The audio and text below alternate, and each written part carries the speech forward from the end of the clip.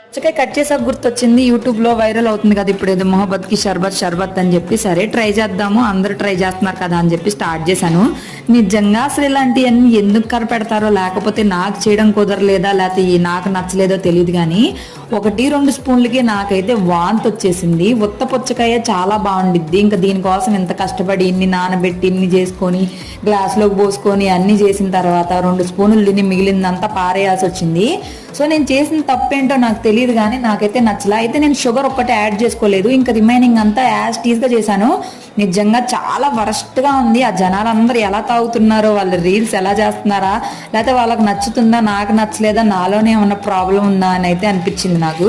నిజంగా అసలు వామిటింగ్ వచ్చేసింది నాకైతే. దేవుడా ఏంట్రా బాబు, సరే ట్రై చేద్దాం, ఇంకా ట్రై చేద్దాం, బాగుంటుంది అనుకున్నాను కానీ అవి పైగా నాకు పాలంటే అస్సలు ఇష్టం ఉండదు కదా, దానివల్ల కూడా మేబీ నచ్చుండదు.